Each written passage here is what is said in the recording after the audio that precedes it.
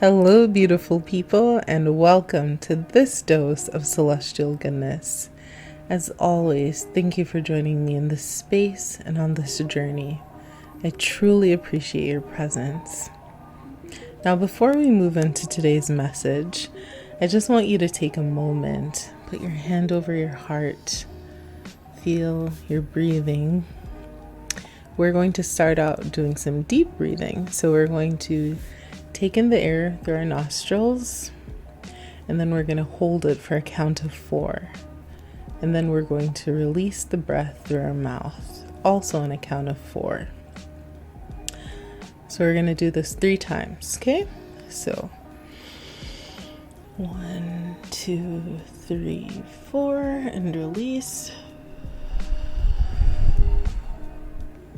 1, 2, 3, 4. So inhale,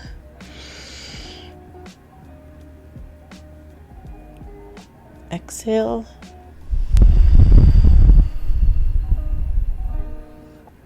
inhale, 4, and exhale. A deep, long breath out. Okay? And we do that for no other reason than to connect to the breath. I'm so thankful that you're here, like I said, and just sharing that moment of deep breathing with me. I forget sometimes that even a tiny moment of deep breathing can feel like an infusion of peace. And peace is something that a lot of people could use right now. I'm not gonna lie, I know that the last few weeks have really dragged me, as the young people say. There have been a lot of ups and downs, and while I'm thankful for the lessons of both, just spiraling through a sea of varying emotions can be exhausting at times. While I can generally keep going through it all, as I've gotten older and hopefully wiser, I try to listen to my body when it says to rest. I grew up thinking that rest was a luxury, but as it turns out, it's quite essential. It's an important part of life's equation, and it's an important tool in my own self-care toolbox.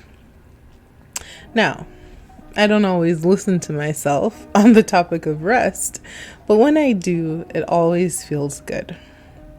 It allows me to process what's unfolding in the world and in my own life, and it allows me to figure out how best to cope with everything that's going on. So, rest is very important. It also allows me to thrive and maybe to impart love and hope where I can. Did you know, though, that not all rest is created equally? Different personality types might need different types of rest. There's a personality test called the Enneagram, and a coach named Steph Barron Hill made a list of 9 types of rest based on your Enneagram type. Now, if you don't know your type, I think, it's still helpful to remember the different types of rest. So my primary Enneagram type is 3. And so sometimes it's helpful for me to do something that's unproductive. This has been a challenge sometimes, but I always feel like it's helped me to feel more renewed when I do it. Downtime is essential for me. Now, when the world feels like it's burning, it might not be possible to rest as needed. But if you are somewhere safe that allows for rest, I think it's very helpful. So this is a helpful reminder that rest is important. You simply cannot pour from an empty cup, and you cannot help others if you have nothing left to give of yourself. Angela Davis said, "Anyone who's interested in making change in this world also has to learn how to take care of themselves." If you want to discover your own Enneagram type, I'll put a link in the description. I took it and it's free. So, The 9 Types of Rest by Steph Barron Hill. Time away, permission to not be helpful, something unproductive, connection to art and nature, solitude to recharge, a break from responsibility, stillness to decompress, safe space, and alone time at home. Now, based on the Enneagram personalities, those are her suggested types of rest, and I think they're good. Now, I'd been reflecting on the state of the world and what I needed to do to feel energetically capable of moving through my own spaces and places, and that coincided with International Women's Day. I saw a lot of poignant posts, and I thought about what it might mean right now in 2022. On my social media pages, I wrote, "The sweet winds of spring have brought with it news of death, of personal transformation, evolutions, life, and of course, the ever-weighty chaos of the world. Despite it all, and maybe because of it, I'm spiraling through all of the emotions. This is what it is to be a woman in these times, what it is for any of us to be part of humanity. On both a micro and a macro level, we are experiencing so much. On any given day, we feel joy at something that has happened, but we can also feel tremendous sadness at other things that might be happening. A lot of people are struggling with guilt from feeling joy or happiness, while there are things that are very devastating happening all around us. But there's nothing else that we can do. I don't want to feel guilty about feeling joy, because there are things to feel outraged about, and they're quite a lot, right? As humans, we're capable of holding space for a wide range of emotions and feelings, and we can honor them as they come up. We can dance with our joy and also feel that something should be done about the injustices that we see. What does it mean to be a woman in this day and age? What does it mean to just be human? What are the things that we need to, keep us getting up each day and putting one foot in front of the other? I mean, I don't have all of the answers. I don't have any answers, actually.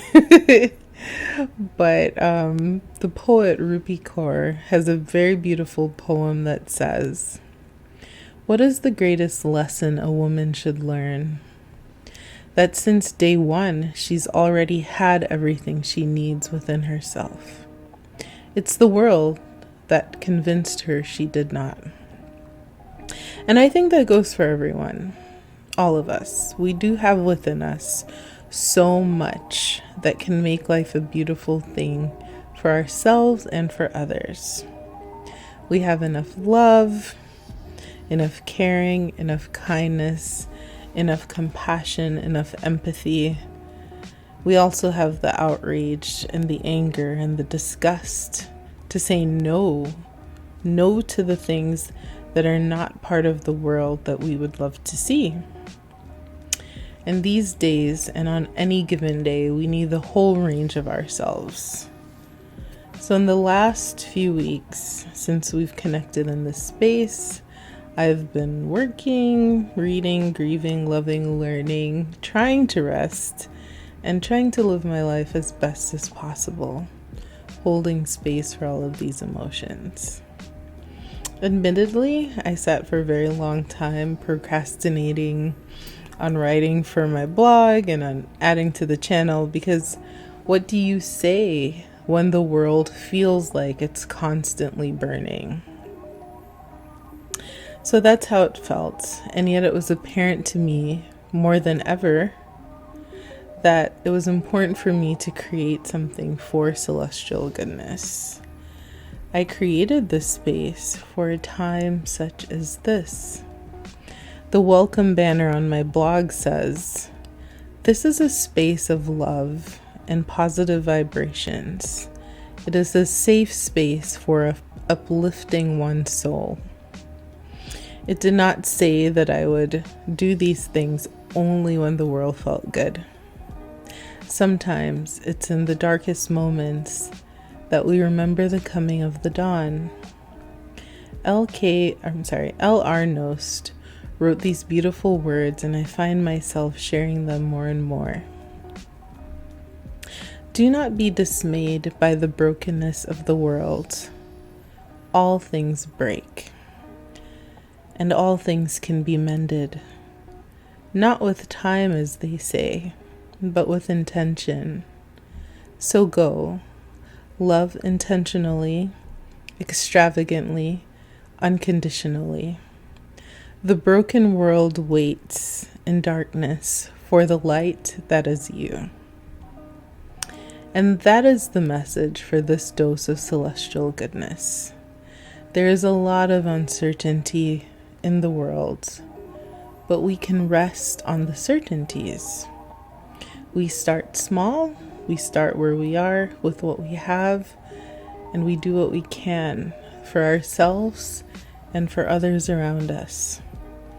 What might this look like? It might look like rest, like remembering to drink your water for the day. I'm trying. Like calling a good friend to check on them. Like donating to a cause that is meaningful to you. It might also look like stopping to admire the sunrise, or pausing to feel your breath. It might look like sharing funny memes with your friends, watering your plants, and taking small breaks from absorbing endless news cycles. The world is going through a lot right now, and most of it is heartbreaking. But I maintain that we are all part of a larger mosaic. And if we take these actions where we are, change can ripple out. We can actually create the world as we would like it to be. So what is it that you want the world to be? Please, please, please make it so. And please do take care of yourself. May the stars shine brightly over your week, and may it be an absolutely beautiful one indeed. Thank you.